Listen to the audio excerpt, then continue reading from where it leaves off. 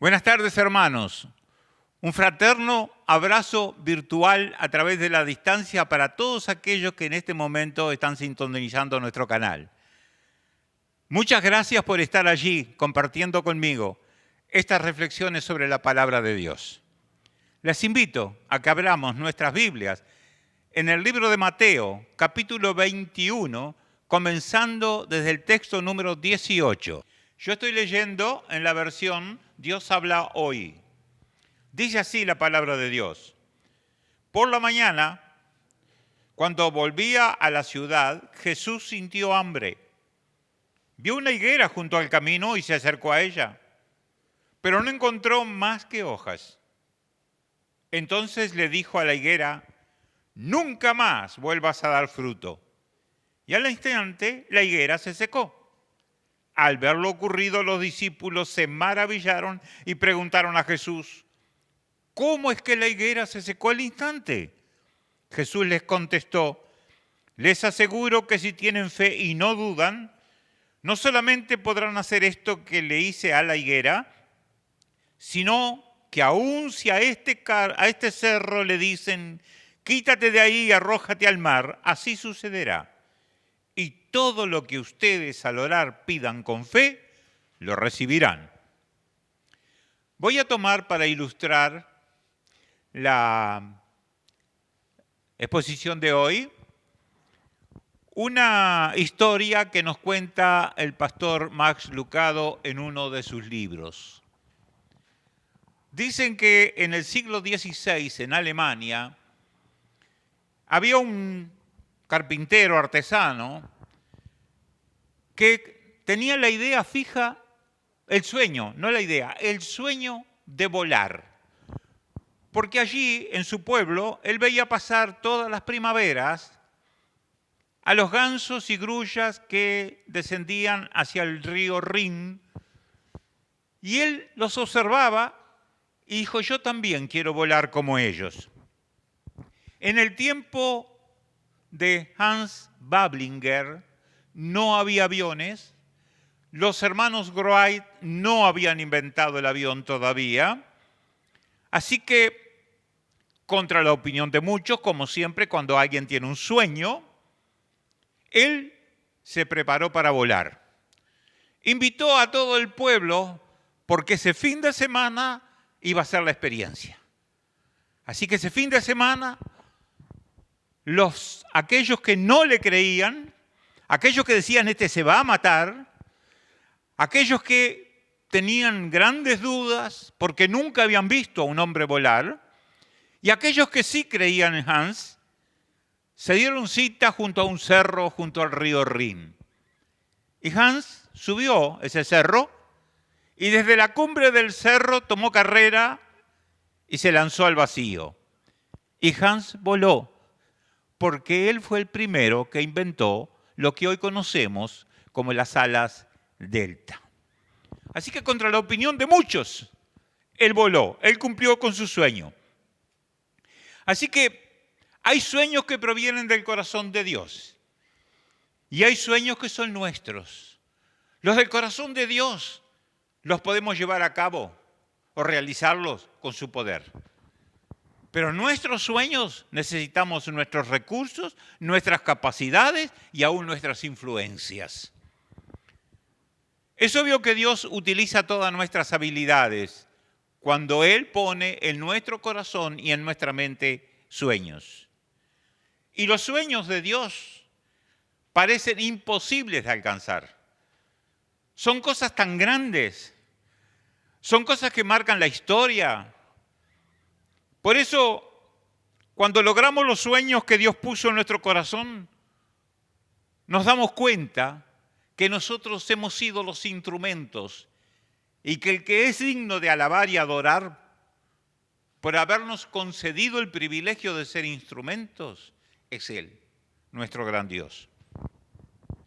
Y Dios se alegra cuando nosotros soñamos cosas imposibles. Y saben, Él escribió un libro, la Biblia, sobre los sueños imposibles. A José, en el Antiguo Testamento, sus sueños lo sacaron de la esclavitud. Y a medida que su vida se sintonizó con la vida del Padre Celestial, fue entendiendo su propósito.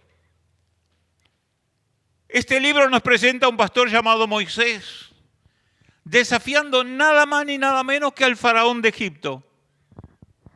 Por si no lo sabes, los pastores adolescentes generalmente no pelean con gigantes. ¿Por qué no se lo preguntas a David? Los pastores que cuidan el ganado en el campo nunca vieron ángeles, un coro de ángeles. No te atrevas a discutirlo con los pastores de Belén. Y por supuesto que no le vayas a decir a Dios de sueños imposibles, porque ese es el mensaje del drama de la higuera que hoy hemos leído. El lunes de la última semana de su vida, Jesús regresaba a Jerusalén. Tenía hambre y vio una higuera en el camino. Se acercó a ella, porque era el tiempo de los higos, de las brevas, que es el primer fruto de la higuera, y no encontró nada, solamente hojas. Él vio a la higuera como vio a la gente el día anterior en el templo, una religión sin fruto.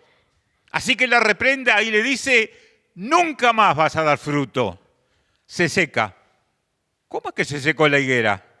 De cierto les digo, si creen, si no tienen dudas, pueden hacerlo. Ahora bien, no encontramos las palabras sueño o relato, sueño o volar en este relato. Pero si miramos con atención, veremos a un Dios que desprecia a quienes encierran a los que tienen grandes sueños con respecto al reino de Dios aquí en la tierra. La higuera es una figura de promesa, pero no de cumplimiento. Jesús no se enojó con el árbol, sino con lo que él representa. Está asqueado de los creyentes que no tienen objetivo, ni fruto, ni religión, que están vacíos. Y si no, ¿por qué no vamos al Apocalipsis? Y allí el Señor le dice a la iglesia de la Odisea, porque no eres frío ni caliente, eres tibio, te voy a vomitar. Ahora, el cuerpo vomita lo que rechaza. Dios no puede soportar una fe tibia. Una religión emocional, sin servicio. Mientras en el templo los judíos practicaban una religión, Jesús servía.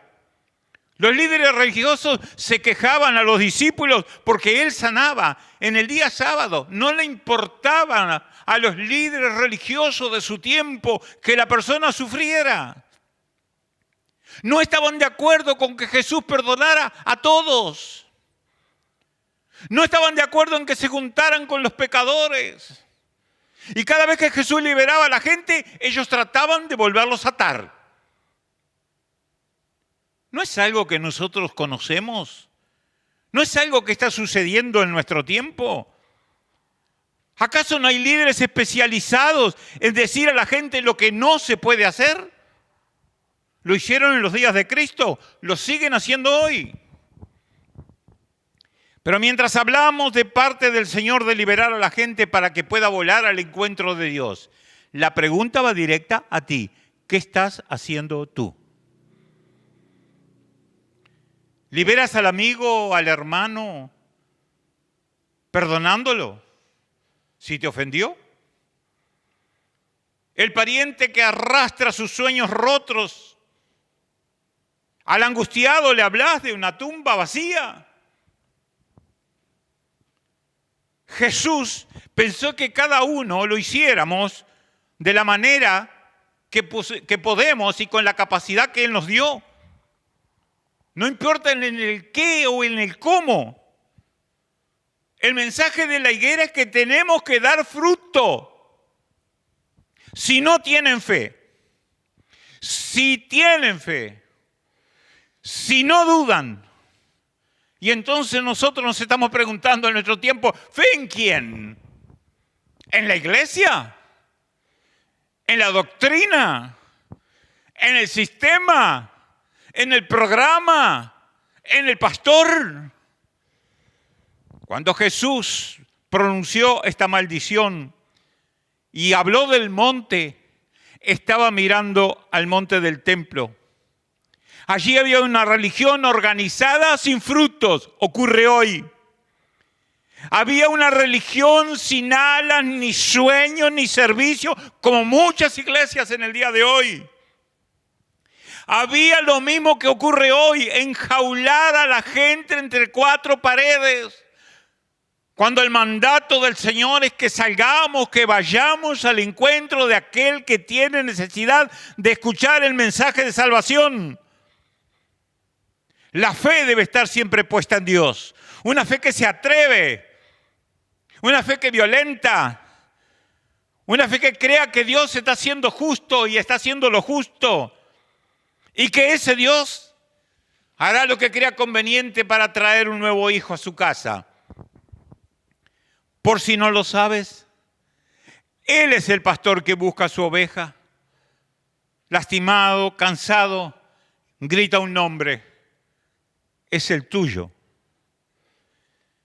Es el ama de casa de la parábola, buscando la moneda perdida. Mujer, esa moneda valiosa eres tú. Es el padre que se pasea con el corazón triste, espera el regreso del hijo a su casa. Ese hijo tiene un nombre, lleva una imagen. Él te quiere a ti en casa. ¿Recuerda lo que dijo el Señor Jesús al final? Todo lo que pidieres. Ahora, no limites esta promesa a ganancia personal. Dios quiere que tú vueles. Quiere verte libre de las culpas de ayer. Quiere verte libre de los temores de hoy. Quiere verte libre de la tumba del mañana. En otras palabras, del pecado, del miedo y de la muerte.